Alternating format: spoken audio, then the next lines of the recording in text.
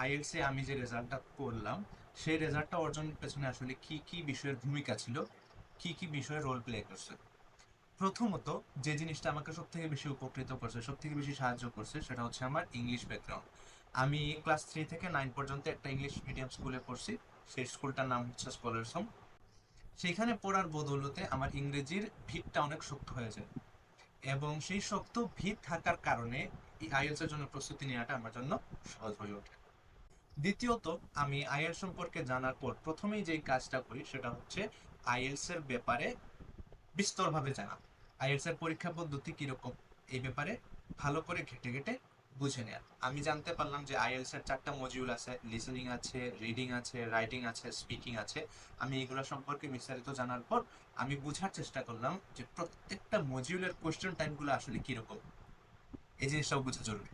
যখন আমি প্রত্যেকটা মডিউল এবং তার কোয়েশ্চন টাইপ সম্পর্কে জেনে নিলাম, তারপর আমি মডিউল এবং কোয়েশ্চন টাইপ ধরে ধরে প্র্যাকটিস করা শুরু করলাম।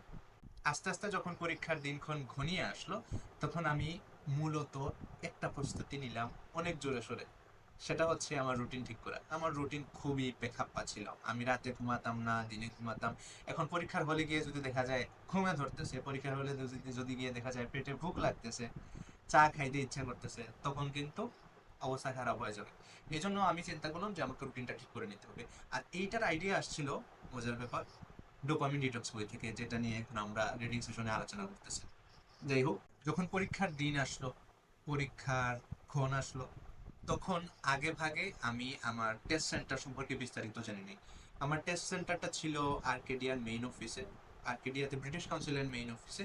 সেইখানে যাওয়ার আগে আমি তাদের সম্পর্কে একটু ভালোভাবে জানার চেষ্টা করি, এবং যাওয়ার পর আমি যত আরামে এক্সপ্লোর করা যায় তত আরামে এক্সপ্লোর করার চেষ্টা করি, এবং যাওয়া আসার ক্ষেত্রে আমি রিজার্ভ গাড়ির ব্যবস্থা করে নিই, কারণ তখন লাইনের গাড়ি ব্যবহার করে রিস্ক নেওয়াটা মোটেও সমীচীন হতো না। তারপর আসলো রেজাল্টের পালা। রেজাল্টের গল্প আমরা গত পর্বে করে ফেলেছি। ইনশাল্লাহ আমরা আগামী পর্বে সরাসরি ঢুকে যাবো আইএলটিএস কি সেই আলোচনা।